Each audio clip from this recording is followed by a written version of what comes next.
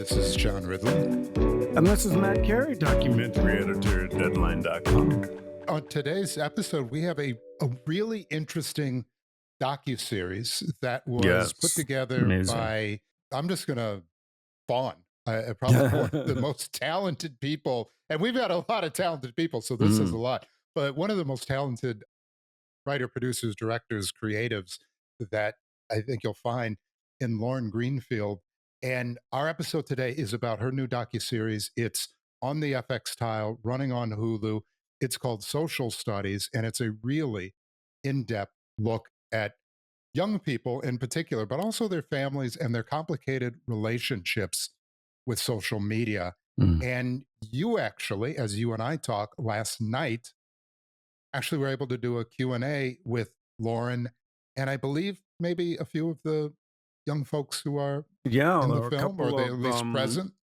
Yeah, they're now in college, or actually one of them just graduated, but when they shot the series, they were in high school. This is Sydney and Dominic, and both very, very articulate and, you know, sort of hard-earned in the sense that both of them have gone through very, very painful, difficult experiences as a result of social media. And Dominic, in his case, really being bullied in horrible ways. And Sydney, you know, had like two separate incidents of slut shaming that are, I mean, that's kind of the term that's used. It's rather disturbing in and of itself, but just really, really harmful, damaging, upsetting experiences. But, you know, they both come out stronger, I think, at the other end of it. But the whole series is just so revelatory about how, you know, young people, it seems like their lives are truly built and immersed in social media, built around it. And that makes the point of, like, so many kids feel like, gee, if I'm not on social media, do I even exist? So it's become this really kind of portal to the outside world. And if you don't have it, you know, are you even part of society? It raises so many interesting questions. This is up. Before we get into our conversation with Lauren, let's play a little bit of the trailer for Social Studies. Social media is kind of like the only way to communicate. It's the only way you feel connected to anyone. I could be myself. I need a perfect body. I can't get rid of it. She was bullied. That makes you want to beat up somebody. It doesn't really end. It becomes everything. Now here's our conversation with director and creator of the docuseries Social Studies, Lauren Greenfield. We want to welcome to the show the creator and director of the docuseries Social Studies, which is under the FX brand, but you can catch it on Hulu, Lauren Greenfield. Lauren, welcome to the show. Thanks for having me. The series is a very insightful look at young people, although not exclusively young people, and their relationship to social media. And as someone who's a parent of a 25-year-old and a 21-year-old, I wish this film could have come out about 5 or 8 years ago. Unfortunately, it really is about the first generation, notionally, that's really grown up with social media. For a lot of us, you know, as parents, we're kind of the first parents who raised kids with social media. And it was extraordinary to see what other folks are going through. And in some ways, it made me feel good because whatever we went through, a lot of families there were to the nth degree. But I'm curious, because this is such a film about families and about content and about a divide between grownups and kids and their livelihood, which is the phone. For you, where did this concept of the film come from? And what was the inciting concept for you? Well, it really came from two places kind of converging at the same time. I've looked at kids and youth culture for a long time, and girls, and a lot of the body issues that and social dynamics that come up in social studies. I started this in the 90s with my first book, which was about kids growing up in LA. It was called Fast Forward, Growing Up in the Shadow of Hollywood, and looked at some of similar themes, the early loss of innocence because of the media, the homogenization of youth culture because of the media, the importance of celebrity and image and materialism. And so I was starting to see these values get bigger in the social media age, but also in my personal life, there was another kind of stronger pull, which was that when I did this first work, I was a kid myself. I was right out of college. Yeah. Cut to during the pandemic, I'm the mother of two teenagers. They were 14 and 20 at the time. And I started to see, especially with my younger one, this enormous impact of social media. And I didn't know the source because I wasn't inside his phone. I really had no idea what he was doing, but I would just see a correlation between like being on screens for many hours a day and then being ornery or in a bad mood and a kind of withdrawal symptoms. Mm. And I've spent a lot of time looking at addiction too. My first film, Thin, was about eating disorders. Generation Wealth is very much about addiction. So I was kind of seeing like this withdrawal from the screen and started thinking about how do I cover the way this generation, like you said, the first generation who's grown up in social media, how their childhood has changed. It's funny because one of the kids in the show, Sydney, last night said they were the guinea pig generation. And I think that's exactly what you were saying. Like, yeah, it would have been nice to have those 5 years ago, but we didn't know. We see the parents in the show. We see them kind of bumbling around, not understanding what's going on, which I think is very true. There's a huge generation gap, but it's not because they're not loving or well-meaning. It's because nobody knew what was going on. I felt like I had to do this a little bit differently, not a verite follow film where we just kind of see what's going on. I felt like I really also needed to see what was in the phone. And because that's a big commitment for any young person and a big kind of leap of trust, I set it up as a social experiment with a group of kids that we said we would follow each other, do this together for the entire year. And it happened to start right after the pandemic. I mean, actually, the pandemic kind of jeopardized the whole project because we didn't know if we were going back to school. We didn't know what was going to happen. But as it turned out, the pandemic, all of these things were going on before the pandemic. But the pandemic amplified things in a way that ended up making it the perfect natural experiment for this social experiment because kids' use had gone up so much, 8 hours, 10 hours, 12 hours a day. They had so much social anxiety. All of their interaction was through screens. As parents, we assumed kids wanted to go back after the pandemic, but a lot of kids actually didn't because there was so much anxiety in the face-to-face interaction. And I want to set up for a second where you call it an experiment. And by the way, I want to talk about it at the end of this because I think your experiment worked brilliantly for a lot of these young folks. The story takes place, or the filming is in Los Angeles. A lot of it, and a lot of these young folks, although not exclusively, attend the Palisades Charter School, which is in Los Angeles. And one of the things, even though I've been in Los Angeles for more than 30 years now, one of the things just initially I thought you did with the film that was really docu-series. It's a series, not a film, so forgive me. One of the things I thought you did with the series that was very interesting is you really set up Los Angeles, for people who've never been here, as these cities within cities. And I think if you've never really been to Los Angeles, you don't really understand that there are really distinct neighborhoods, and that Palisades, because it is a magnet charter school, really brings together diversity within diversity. And there were some young folks it was stunning to hear kids of color in Los Angeles talk about, oh, I was the only white kid at my school, and how some of those feelings may have exacerbated, as you say, I'm coming out of the pandemic. It's all about social media. I'm going to places where I already don't fit in. If you can just talk a little bit about the environment and how you chose that environment and what you feel made it really special or more appropriate for the series.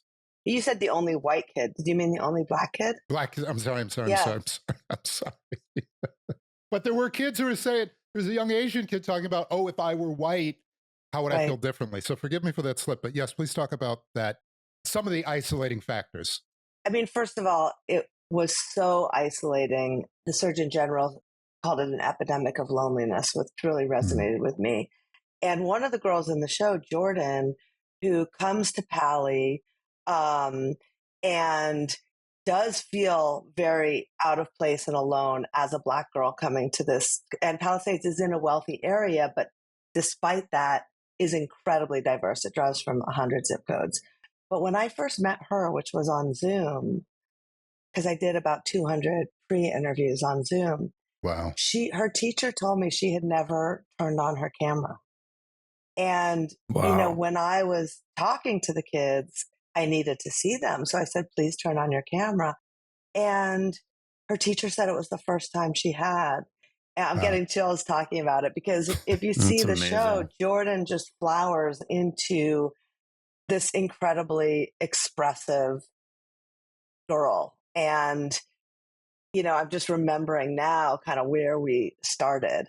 But I think that, in high school, in some ways, everybody feels alone, but all of these Mhm. kind of insecurities, whether it's color or money or body size or sexuality or whatever, they all just kind of make you feel more alone. And Mm. I think what was so powerful in our experience is we would have these group sessions, and the kids and I would see that it actually did not matter, where you were from. Everybody was sharing this experience. And I think that was so powerful for all of us. It's kind of like, you'd see Bella, who had the Caucasian beauty standard that is aspired to on social media.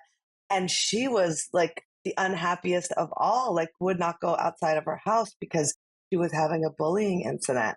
And so people came to it from so many different places. I saw Keyshawn last night, and he was saying, like, when we got together, we had a little reunion at winter break. He said it was magical. And he said it was not people that he would normally be friends with. And I think that Mm. was so amazing to have kids from so many different backgrounds, but sharing these experiences. And so it is very LA because you see the streets, and, Yeah. LA is the tip of the spear for influencers and Hollywood and image. And you see kids like Keyshawn who are trying to make it in music, or like Jack who are party entrepreneurs. But in a way, the importance is less LA and more that it really needed to be diverse, and not just socioeconomically diverse, but also diverse in terms of social media. People Mm. had different uses. Jonathan never posted. People had different experiences coming into it. So I think it's weird. It's like this documentary thing where the more specific you are, the more universal it is. Mm. And like I was at the Thessaloniki Film Festival, actually, Matt was there too. Yes. And we showed it for teenagers in Thessaloniki, Greece. And they said, this is the first time we're seeing a show about us, Yeah, they really identified with which blew me away because, it. Yeah. in some ways it is LA, but in other ways, social media, for all the loneliness and isolation, it's also given us a shared experience, which I hope when young people watch this, they can, and that's what people have said, like they can, in a way, there's something for everybody. They can find themselves in one of the characters. Well, let's listen to a clip from the series. And this is with Sydney, who's really a very important part of the series. And she was certainly an pretty early adopter of social media. And in this clip, she talks about the very sexualized images that she put out on social media. And later on, she really faced some slut shaming, as this seems to be the term of art applied to it. But let's hear a little bit from Sydney talking about her use of social media. When I was in high school at Pally, I would post pictures that were just not normal to post for being a minor, but that's what you see online and on TV and everywhere, and that's what's marketed. Social media is more about looking good and appealing to what other people like. Sydney is a really interesting and I think very representative example of obviously so many kids, and they're very young, of course, so they're not Yeah. thinking about, gee, what will this be like in 20 years, 30 years from now? But they're at an experimental point of their lives, and yet they're making choices that could have serious ramifications without really realizing it. And how surprising or shocking was that for you, Lauren, to see how much pressure, particularly girls, felt to display themselves in a very sexualized way to get likes, to get attention, to get positive reinforcement. I started looking at kind of how girls use their bodies to get attention and to get validation in my book Girl Culture in 2002. So I've been kind of looking at girls kind of understanding their values in their body through Generation Wealth. But the thing about social media, in a way, everything I've done before kind of prepared me for this project because it brought together so many of the themes. But the thing about social media is it just amplified it to the nth degree. First of all, the importance of image, the importance of getting that attention and getting that fame. All of the kids kind of had their origin story about discovering social media. And at first, it's a fun place to talk. But then you realize some people have a lot of likes, some people have a lot of friends. It's kind of like this popularity contest that's always been associated with kind of becoming a teenager. But now it's very codified and numeric and statistical, and people can compare very easily. And Sydney tells a very common story, which is she started posting her interests. In her case, it was photography, passion for photography, and wasn't getting any likes. And then she posts her body. All of a sudden, she's getting likes. So, of course, she's going to do more of that. And then starts an exchange with men who are giving her attention, older men, inappropriate attention, but still very satisfying likes. And I think that her story, you know, it just really speaks to kind of why we have this precocious sexualization of girls on social media. It's like, it's such an immediate response. She watched it last night and she said that she knows she's grown because she cringes at her social, which she also says in the show. But, you know, it's so powerful and it's so common. And I think, you know, the particular ways that girls like Sydney express themselves also connect to the influence of pornography, which is another thing we deal with in the show, which is, you know, this language of how a girl's supposed to be, how a relationship's supposed to be. And I think what I was really interested in doing, which I think ended up being very striking, is seeing these different perspectives. So while Sydney's explaining these thirst traps that she's making, and we're seeing these very sexualized videos, we also see her in her interview sitting on her bed in the most, you know, lovely suburban setting of pastel colors and an oversized sweatshirt and no makeup and, you know, cute poetic quotes on the wall. And we have to make sense of, like, how is this the same girl? The imagery looks like it could be off an OnlyFans site or a sex working site. And yet this is an innocent teenage girl. And so I think that's why craft-wise, it was really important for me to show the social media on the screen at the same time as the live action. We've talked a lot about young people, and obviously that's a huge focus with your docuseries. But very much to your credit, and I think just in reality, this is also really a story about families. And this is very much a story about how parents are trying to deal with social media. But what I found also very interesting, adult blind spots in social media as well. And in particular, there is one family, there's Ivy, her mom, Sherry, Ivy's sister, who now goes by the name Nina, and then their father. And in that family really encapsulate, to me, almost everything about social media. And Sherry's mom, and I want to be very clear, she doesn't share my politics. I don't want to make this about her politics being right or wrong, but how any adult can go down these rabbit holes the same as their kids. And amazingly, you know, we're living in a time where we see conversations weaponized, ideologies weaponized. social media is scary, and you can please walk us through Nina's story, but Nina talking about how social media almost saved her because she was Mhm. able to find like minded individuals who were able to say to her, it's okay. So that was very interesting. And I'm going to let you really do the deep dive into this family and their complicated relationships with social media and each other. So much to unpack in their story. And I Yeah. think so important given our current politics, because it really does show how an ideology, propaganda can take us into misinformation and rabbit holes, and how it's not necessarily, a bad person that this happens to. Like it actually can be almost anybody. And we see kind of Right. how it breaks apart this family in a very painful way. So I mean, the other thing about this story is when I selected Ivy as part of the social experiment, I had no idea about her family. I didn't know them at Mm, all. It really kind of opened up as I got to know Ivy and her sister Nina, who transitions during our year. Um, I had just seen pictures of her as her brother, but she wasn't living at home, so I didn't know anything mhm. else. It turned out she went through this transition during our year together.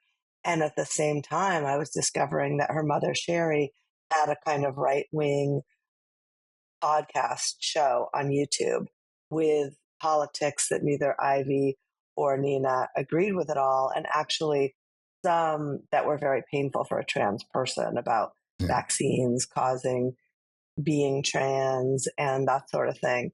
Um, I mean, for me, it was really important to include this family story, even though it wasn't just about a teenager, because I think it Right. really does speak to how social media affects us all, and also the power of ideology and how quickly it can kind of change minds. And I think, we've seen that in such a devastating way in our own civic society, how Yeah. it makes it so people who love each other so much cannot even talk to each other.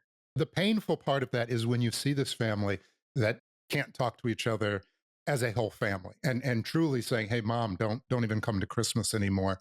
At the same time, and again, I don't want to just make it about the mom's politics. Anybody can spin out. You see the father and how he doubles down on the family and literally says, you got to, he talks about he came from a very blue collar background. The idea of transitioning or even having a kid who's gay was more than he could handle. But he says at one point, as a person, you got to look yourself in the eye, look in the mirror and say, do I love my child? And the only answer you can have is yes. And to me, those complications and seeing things where I thought maybe myself, my wife, we had it challenging with social media. No, there are other levels and people can figure it out. There's something else that happens in the film that I think as an older man, it really it struck me whether I'm out of touch or saddened me because maybe society is moving in a particular way that we're not prepared for. But there's a young lady who deals with a sexual assault. And I have no idea what's really going on inside of her, but there are moments in the film where she says, this is just something I have to deal with, or I don't want to ruin someone else's life, even though Mhm. mine, I guess, is already ruined. And there was a sense that for a lot of young ladies, sexual assault is just a bit of a norm. Like it happens.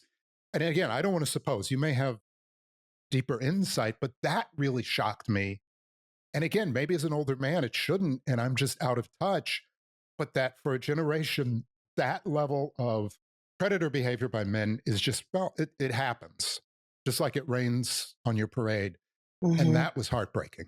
I don't know how common it is to your question, but I'll say that in our group of 12 main characters, 3 girls had experienced it. And Yeah. again, I didn't know about these experiences except for with Sophia when they began in our group. One of the things that I tried to put together in episode 4, where we really dive into, I call it sex education, and like the Yeah. fact that kids now learn about sex not from parents or a sex ed class in school, but from social media and pornography. And one of the girls, Stella, really breaks it down when she talks about the popularity, and Ella talks about this too, of BDSM as a trend with kids. Right. That BDSM and choking is fashionable on social and in discussions with teenagers. And this was a widespread point of conversation in our group. And so she talks about how she didn't know her first relationship was abusive because of what she had seen in this imagery. I tried in that episode to make a connection between the kinds of imagery that we're seeing in, again, misinformation in the media and dehumanization and behavior. And that in a way, I don't want to excuse the perpetrator in any way, but they are kids on the other hand. And what they're being taught is so damaging. And I think that, as adults, we have to take responsibility for that rather than, blaming kids, because we are, after all, giving them this world. And I think that the kids in the show are so brave to kind of put it out there and say, this is what we're dealing with. And I think they do it because they want us to know and actually take action on it. I think what you see in regards to the sexual assault is that administrators, teachers, authorities, and parents are not equipped to deal with these issues. They're not, for whatever reason, they're not effectively dealing with them. And so we even have Anthony, a vigilante, who starts helping the girls because he's stepping into a void. And I don't think, he would be the first person to say, that's not our first choice about how to deal with them. But he's also a hero to the girls and to the kids because he's actually doing something. And, I don't think that Sophia accepts what happens to her. I think she actually, really kind of uses her voice, and the boy doesn't get to graduate with his class. And that's a small thing, but it's also a big thing. But I think there is a sense of kind of helplessness among the young people that adults are not really protecting them in the ways they need to be protected. It's very sad in episode 4, but then hopefully when we get to episode 5, we also see the resilience and hope that are in these kids. And it's been amazing going around to Q&As and schools and universities. And some of the kids even came with me to Sacramento, where we met with lawmakers. And I feel like they're finding their voice, which happens to a lot of them by the end of the series, is that kind of beautiful antidote to this very toxic culture. Yeah, I think there's a lot of wisdom that we hear from the kids. And one does think as a viewer, like, wow, to achieve that wisdom, they've gone through a lot. I mean, a lot of things that we really would prefer that they not have to face. That they do seem very strong and self-aware in ways that are impressive. Yeah, you alluded to this, Lauren, but you have kind of chat sessions that you held in a school library where the kids are in a circle and they leave their phones outside of it, and you sort of lead them through a discussion asking them about their experiences. And it's quite startling, the things that you learn through that. So let's play a clip from one of the students talking about how, in a sense, childhood has really changed because of social media, and the kids are not really allowed to just freely experiment and not worry about it being attached to them for the rest of their lives. Growing up means fucking up, and that's how we learn. But to have our fuck-ups in a form that is so public and so susceptible to judgment and so permanent because it doesn't go away, it is so scary that we are being allowed to actually do this. And the people who are running these sites, they know what they're doing. Yeah. And they're doing it on purpose because they want us to be on it and because they make money off of us. That is true. I think this student is making such an important point. And we talked about, parents maybe not being very well equipped to understand social media and the impact on their kids. We talked about administrators, school officials, maybe even lawmakers not being, really adapting or responding very well to this. but also the complicity of these sites is such an important issue that comes up throughout social studies in the many episodes. Is clearly the business model for any of these apps is to keep kids on it. And how do you do that? Well, oftentimes it is steering them into the most damaging content. That's a really, really important and upsetting part of the series, is to understand that a particular business model is driving this. Yeah, I think that is important to understand. And yeah, when she says growing up is fucking up and we don't have room to make mistakes anymore, that idea or that kind of fear of your mistakes being there forever, I think that is very common in this generation. And they are so aware. And when she says, you know, the tech companies are doing this purposely to make money, and they know what's going on. I mean, I made a decision early on in the project to not bring in adult experts like academics or tech people. And I think that what you hear in Sophia's voice here is the young people are so insightful about what's going on. They really are the experts. They're the ones on the front lines, and they are not just being affected by it, but they see it so clearly. And yet that doesn't give them immunity to it. Yet there's still the awareness, and the knowledge does not make them, does not protect them from it. And so they're in this dual role, which was really important to my series, where they're both the experts and the subjects. We hear from them, they break it apart, they guide us, they tell us what's happening, but they're also living their lives and dealing with issues with friends, with boyfriends, with families, and having it all happen to them and feeling it all. And so they speak from both like that intellectual place and also this like deeply emotional place of like they have those two knowledges. John, you brought up that like for Nina, it was also a place to see herself where and to get affirmation and validation for her identity where she didn't have it at home. And so I want to be clear, like I'm not saying that everything about social media is bad. Dominic also experienced some good things too in terms of finding an affinity group, but it's not really a binary because, you know, Jonathan says at the end, it's our lifeline, but it's also a loaded gun. Like, how could we have a lifeline be a loaded gun? And I think what Sophia reminds us in this line is that these apps, these algorithms are engineered by humans with a very particular profit incentive to do exactly what they're doing. And they don't have to be engineered this way.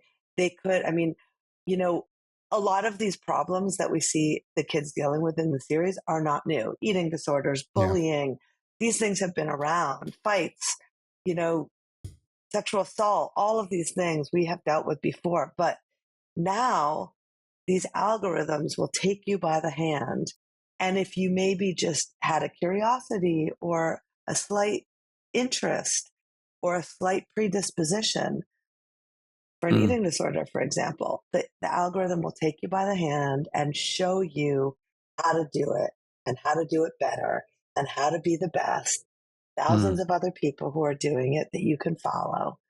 And, you know, I think that's why we really have to get away from blaming kids or asking kids to be on their devices less or putting it all on the parents, because these algorithms are based on human psychology. They're based on brain science. And we have kids with developing brains who are being taken advantage of.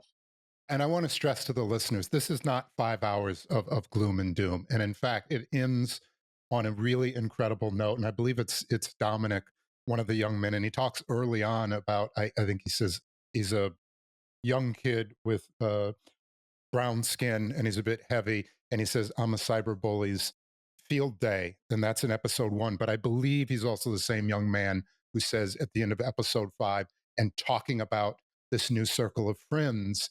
And he says something where I wish I could reach through the screen and give him a hug, where he says, I wish this group really existed. And you want to say to him, it does exist.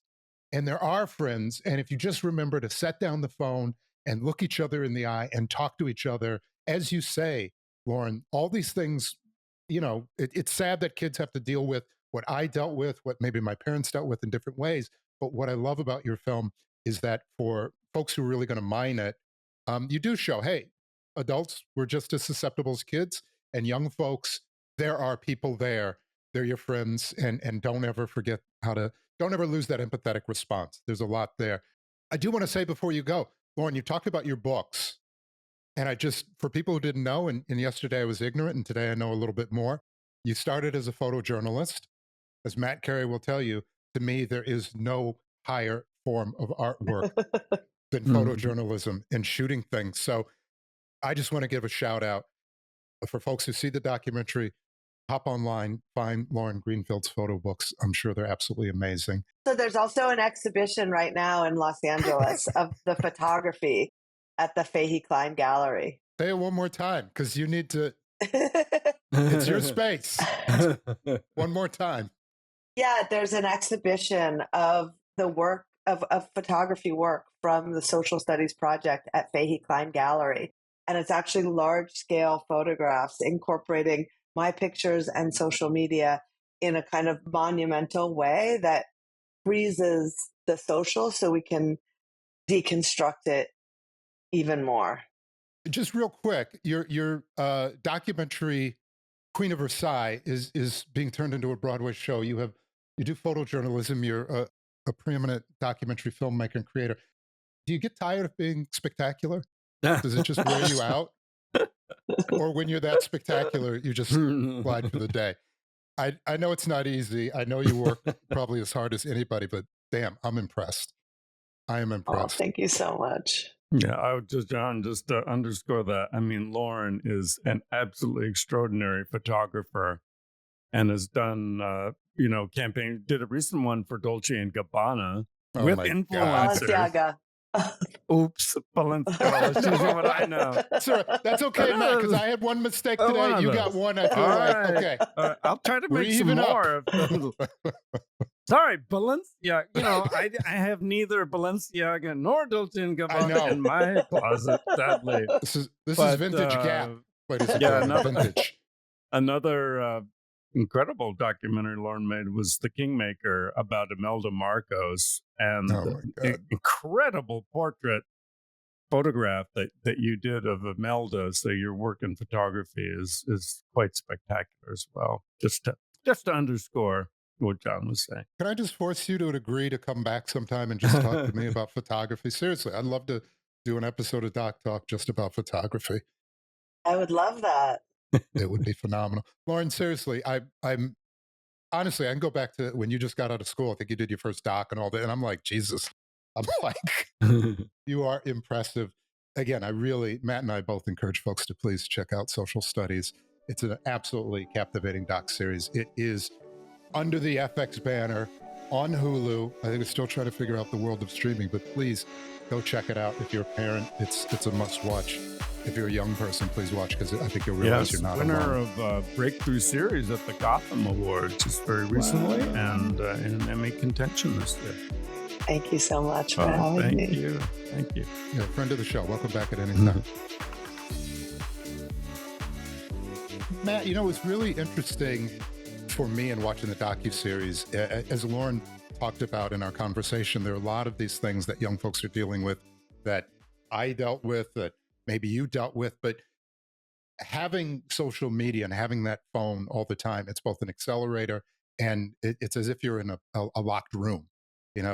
When I got home from school at the end of the day, my day was over, right? And you could escape for a moment. With young people, that phone and your friends and just those issues are with you all day, every day. So I'm curious how other young folks have dealt with it. And our engineer/producer, J5, is an official young person. And I'm just curious, I want to bring in J5. You got to listen to the conversation. Well, John, first you need to explain who J5 is. And your relationship to J5, because you're J4. I am J4. And J3 is still around, and he's doing amazing things. J5 is our, when I say our, by the way, not you and I, Matt Carey, but myself and my wife. J5 is our son. And what I want to say this before I bring him into the conversation. He can talk about as much or as little his dealings with social media when he was in high school, but J5 now truly works in social media. He works for a major company that deals with social media. He set up a social media for the NYU basketball team in his years there, and obviously works with us and helps us create our content and post it and all those things. So to me, what's interesting is he really works in two worlds, having to deal with social media as a person, but also having to deal with social media as a content creator, and that's where his income comes from. So I do want to welcome J5 to the conversation, and I'm curious for you, John, just what your reaction was in listening to us older people talk about social media. I hadn't gotten the chance yet to actually see the docu-series, but a lot of the topics that you guys were discussing seemed very similar to, I'm sure, the experience that I had. And I'm 25, so people of my high school or middle school classes, even through college, have experience. And I'm sure some people at my age still have similar relationships with that kind of social media. I think the biggest takeaway for me is just the kind of distress that it puts on people kind of universally, especially as they're developing and growing up. As you were mentioning, and the kind of work that I'm able to do now that involves social media, I'm grateful that I kind of moved out of a space where it becomes less about personal stuff and I can apply my professional interests towards the platform. So I'm happy for that. But a lot of the stuff you guys were talking about is central to my adolescent experience, I'd say. I got the sense from a lot of the people in Lauren Greenfield's series that it's kind of tyrannical. I mean, it is for me, even, just as an adult. I didn't grow up with this stuff. It didn't exist. But were there times in which, when you were younger, would it felt like a tyranny? Like I've got to post stuff. I've got to represent myself in a certain way. You're almost turning yourself into a brand. I don't mean you personally, but that mentality seems to be pretty widespread, of feeling like I've got to present this idealized version of myself online. I mean, around 2012, I was 12 years old in 2012, but that's when like platforms like Instagram and Snapchat were just emerging as a popular platform. But even then, they were just, for the original intent was just to share photos that people liked who were interested in actual photography. And it became less about like, obviously, what it is now. One of the most amazing things to me is just how it's developed and become, a professional platform from what originally was just people posting just photos that they liked with like weird filters that look very dated now. But yeah. I think, for me personally, I wasn't posting a lot on there, and I'm grateful looking back that I made that decision because I'm probably grateful. your dad is too. I thought it was a little bit weird, and like I didn't know what to do with it because like I was just saying it was changing a lot, and I didn't know how to insert myself in that space. I was just kind of observing it for the most part of how things went. But I think as I had gotten older and developed myself more as a person, I felt more comfortable with consciously selecting what I would share. But I know, unfortunately, for a lot of people, it's been, like I was saying, just a distressing thing where I'm sure there's information that they would not like to intake or output. A few people in the series talk about, especially during the pandemic, using social media like 12 hours a day, which is pretty stunning. But yeah, how much did you use it, like maybe at the height of your use, like on a daily basis? The longer spurts of non-human interaction was probably just through online gaming with my friends. But even those people, like I was close with, so I'd see them at school. I was fortunate enough to like know them for many years. But I think the bigger thing is just the lack of attention throughout the day, where it's like those intermittent checks on your phone when it's like those opportunities could be for anything else, just thinking about a thought that's worth thinking about. So that for me personally was where I'd say I'd be affected the most. I'm going to ask you a question, and I do want you to be honest. When you look back, do you feel like your parents, which includes me, freaked out over your social media use, or when you look back, do you see it as parents really trying to intervene in a positive way? Do you think that you were able to navigate it on your own and that we made too much about it? I remember my parents, oh, you watch too much TV and this and that. And I look back and go, yeah, but that helped me see the world in very specific ways. And obviously that became part of my career. If you could, well, I'm asking you now, do you think, hey, mom, dad, you could have been a little more chill about it? Or do you, when you see a docuseries or at least listen to conversations like we had with Lauren, you go, okay, I get why maybe mom and dad were a little extra? Well, I remember back in 2012, I was like, I had some friends that were like, there was this Instagram thing that's cool, and they were starting to use it. And I asked mom, because I had parental settings on my phone to download stuff. I was like, can I get this app? And she said no. And so I think you should. I think it's a good lesson to trust the mother's intuition. But I mean, I think love it.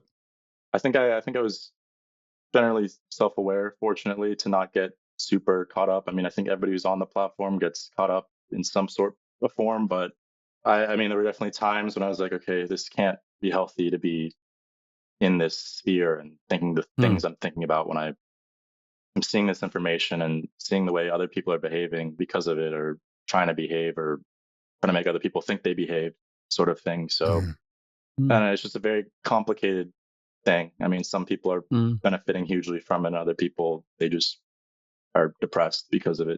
Well, I got to be honest, J5, I could not be more proud of the way that you've navigated it. Obviously, I'm not objective, I'm your dad, but to see you actually now working in social media and taking this thing that's a behemoth and creating a career. So this is our most praiseful episode. I'm praising Lauren. Well deserved. It's an amazing docuseries, and it is nice to see young people using this new economy in a very good way. And I know besides J5, there are a lot of folks out there doing it. But J5, thank you for the perspectives. I mean, again, Matt and I are we grew up in a different era. I think we've got our opinions. Matt, I know you use social media in super positive ways, but it's the new economy, and I think a lot of us need to learn how to use it as a new economy in a really positive way. Thanks, J5. Well, thanks for having me. I hope I'm a friend of the show now. Oh yeah, absolutely. Friend of the show, you're the inheritor of the show. Yeah, this was really your audition. Congratulations. As they say at the end of the Beatles' last album, congratulations, you passed the audition. Matt, as always, it's great having you around. I feel like we're back in our groove, but you're leaving on Thursday. Yeah. Where are you headed to? Oh, DC Docs, which is the festival. It's only in its third year in Washington, D.C. has become a super important documentary festival. So really looking forward to being there. Great lineup. And I look forward to your conversations coming from there. And as always, we look forward to having our audience back next week. You can find us wherever you find your podcasts. Also, if you're interested in the video versions, which are highly interesting, I would really encourage you to go to our YouTube page, No Studios MKE, YouTube. By the way, we have a really interesting clip on that space right now. Your conversation with Bono. I can't get over your conversations coming out of Cannes, but there's a really interesting one where Bono gives high praise to stand-up comics. Who knew? Yeah. Who knew? Yeah. Look forward to your reporting out of DC Docs, and we look forward to everybody coming back next week here on Doc Talk.